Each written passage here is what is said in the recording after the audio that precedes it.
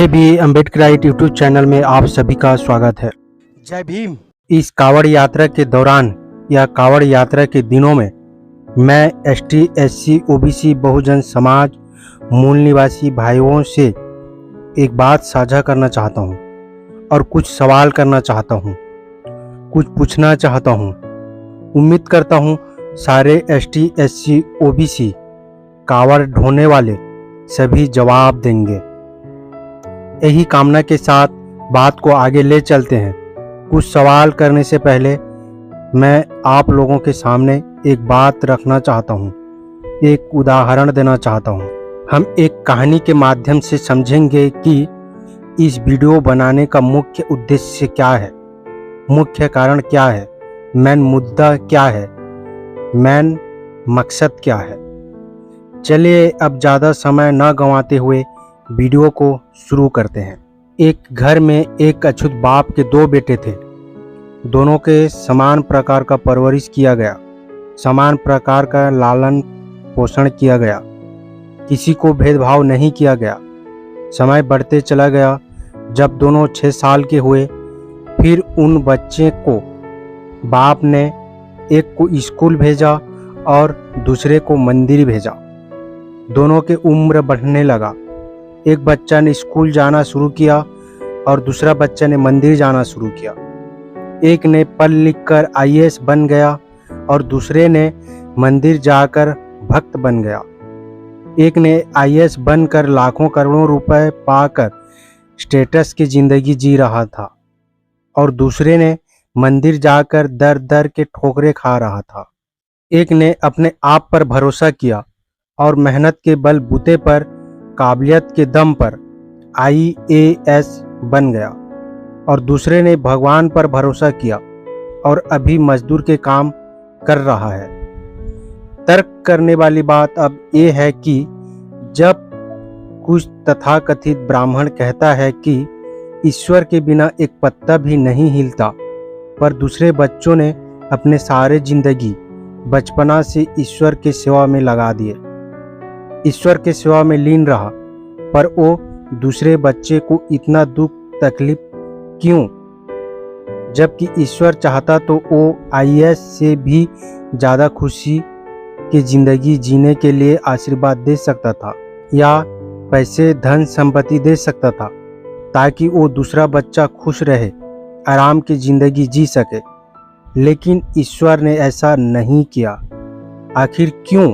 अब पहले वाला बच्चा ने न ईश्वर पर भरोसा किया, न ईश्वर के कभी पूजा की, सिर्फ अपने आप पर भरोसा किया, मेहनत और लगन के साथ पढ़ाई को जारी रखा और एक दिन आईएएस बन गया।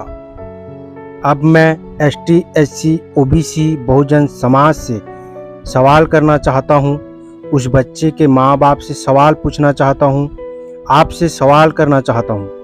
क्या 1 नंबर वाला बच्चा सही है या फिर 2 नंबर वाला बच्चा सही है? आईएएस वाला बच्चा सही है या फिर भगवान भक्त बनने वाला बच्चा सही है? आप अपने बच्चे को 1 नंबर वाला बच्चा बनाना चाहते हैं, आईएएस बनाना चाहते हैं या फिर 2 नंबर वाला बच्चा भगवान भक्त बनाना चाहते हैं? आज और अभी के एसटी, एससी, ओबीसी बच्चों से मेरा सवाल है, आप लोग पढ़ाई करके अधिकारी बनोगे, बड़े बड़े पोस्ट में नौकरी करोगे या फिर भगवान की सेवा करते हुए भक्त बनकर मजदूरी करोगे? अगर कावड़ यात्रा पर शिव शंकर पर इतना ही भरोसा है तो पहले ये वीडियो देखें, फिर हम बाद में बात करते हैं। भाई पहले शिवलिंग का मतलब समझ लो, बाद में बोलना कि तुम लिंग की पूजा कर रहे हो। अपने महादेव के बारे में सुन के गुस्सा आता है, ऐसे कहते हो तो तुम मतलब पता है नहीं और कुछ भी अपनी मर्जी से कहने लगते हो कि तुम लिंग की पूजा करते हो। शिवलिंग का मतलब सुनो। लिंग का मतलब वो लिंग नहीं होता जो तुम समझ रहे हो। संस्कृत में लिंग का मतलब होता है प्रतीक या चिन्ह। शिवलिंग यानी शिव का प्रतीक। गीता प्रेस की श्री शिव महापुराण के 2य खंड में कोटि रुद्र संहिता के 12वें अध्याय में एग्जैक्ट इसी सवाल का जवाब दिया गया है कि शिवलिंग का निर्माण कैसे हुआ और उसकी पूजा क्यों करी जाती है। जब शिवजी अपनी दिगंबर अवस्था में ऋषियों के सामने प्रकट हुए और उनका लिंग जमीन पर गिर गया तो हर तरफ आग लग गई। इस समस्या के समाधान के लिए ब्रह्मा जी ने ऋषियों को पार्वती जी का जाप करने के लिए कहा। फिर पार्वती जी अपने योनि रूप में प्रकट हुई और उसमें समाकर शिवलिंग स्थिर हो गई। अब इस कहानी से और उदाहरण से और ये वीडियो से ये सीखना चाहिए कि आप लोग पढ़ लिख कर एक अच्छा और जिम्मेदार भारत के नागरिक बनो, एक अच्छा इंसान बनो, इंसानियत को अपनाओ, एक सच्चा इंसान बनो और देश को तरक्की के राह पर ले चलो और जिस समाज से आते हो उस समाज को आगे ले चलो। क्योंकि बाबा साहेब ने कहा था कि जब तुम पढ़ लिख कर कुछ बन जाओगे तो कुछ समय और कुछ सहायता अपने समाज के लिए भी कर देना जिस समाज से तुम आते हो। किसी भी ब्राह्मण के बात मत सुनना, किसी भी नेता के बात मत सुनना। ये लोग धर्म के नाम पर हम ST SC OBC को गुलाम बनाए बैठे हैं। ये लोग अपने बच्चे को विदेश पढ़ाने भेजते हैं। आप और हमारे बच्चे को, ST SC OBC के बच्चे को धर्म खतरे में है बचाने के लिए कहते हैं। हमारे बच्चों को मारने काटने के तलवार बंदूक देते हैं और उनके बच्चों को कलम किताब देते हैं। वो उनके बच्चों को तलवार और बंदूक क्यों नहीं देते, कलम और किताब ही क्यों देते हैं? बाबा साहेब कहते हैं कि कलम के ताकत तलवार से बड़ा होता है, ज़्यादा होता है। एक कलम के ताकत से तुम लाखों करोड़ों तलवार को झुका सकते हो। इसलिए बाबा साहेब ने एक नारा दिया कि शिक्षित बनो, संगठित बनो, संघर्ष करो। पहले शिक्षित बन जाओ, फिर संगठन बना लो, फिर संघर्ष करना, तभी जाकर जीत निश्चित है। कलम के ताकत से ही लड़ाई लड़ना, बिना कलम के लड़ाई लड़ोगे तो हार जाओगे। ये मनुवादी तुम्हें छोड़ेंगे नहीं।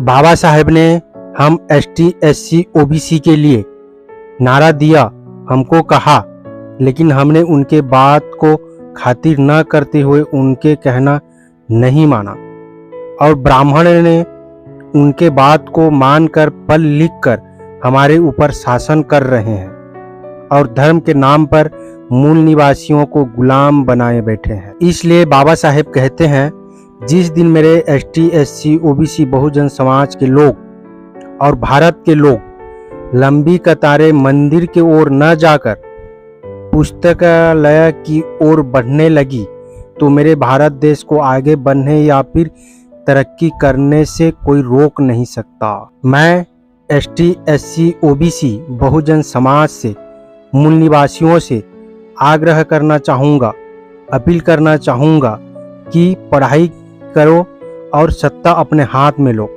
और भारत हमारा देश है, हमारे 85% बहुजन मूल निवासियों का देश है। इस देश पर हमारे हक है, इस देश पर हम राज करेंगे, 3% विदेशी लोग नहीं। इस वीडियो को समझ गए होंगे तो अपने परिवारजनों के साथ, दोस्तों के साथ वीडियो को शेयर जरूर करें ताकि अंधविश्वास पाखंड से लड़ाई लड़ सके, सचेतन हो सके। धन्यवाद। जय भीम, जय मूल निवासी, जय संविधान।